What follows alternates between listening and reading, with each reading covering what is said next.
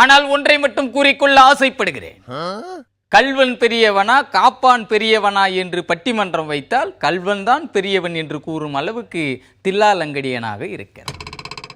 அதனால்தான் சிறைக்குள்ளேயே சென்று இனி யாரும் கம்பி எண்ணக்கூடாது என்று எண்ணி கம்பியையும் அந்த கம்பிக்கு பின்னால் இருந்த தங்கள் தம்பிகளையும் தள்ளி கொண்டு போயிருக்கிறார்.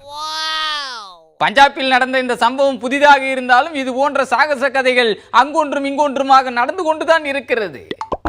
அதாவது போலீஸ் வேடம் அணிந்து சிறைக்குள் போய் சிறைப்பட்டவர்களை மீட்டு கொண்டு போயிருக்கிறார். இட்லி தட்டு போல பல அடுக்கு பாதுகாப்பு இருந்தாலும் கூட அதையெல்லாம் உடைத்து கொண்டு தங்கள் கைவரிசையை காட்டியிருக்கிறார்கள் என்று சொன்னால் பட்டிமன்றத்தில் வழங்கப்பட்ட தீர்ப்பு சரியான தீர்ப்பு தான் என்று முதலில் கைதட்டியவன் இடிதான்.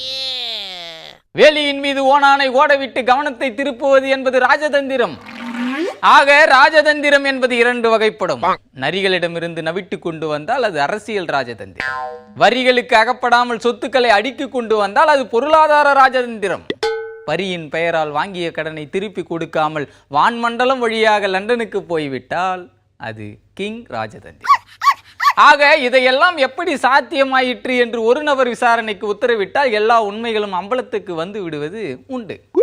ஆனால் ஒன் ஃபைன் மார்னிங்கில் ஒரு நபர் வீட்டு அறிக்கையே கமர்கட்டு கொடுத்து ஆட்டை போட்டு அம்பலத்தில் ஏற்றி விடுகிறார்கள் என்று சொன்னால் அவர்கள் எந்த அளவுக்கு ஃபாஸ்டாக சிந்திக்கிறார் பாருங்கள்.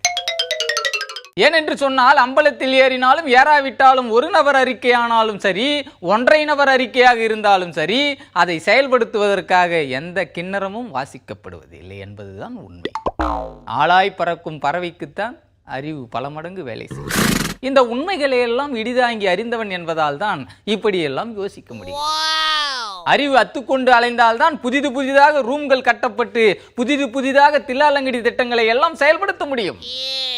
500 ரூபாய் 1000 ரூபாய் செல்லாது என்று கூறிவிட்டதால் இருட்டுக்குள் இருக்கும் அண்ணல் காந்திஜி கூட நமட்டு சிரிப்பு சிரிக்கிறார்.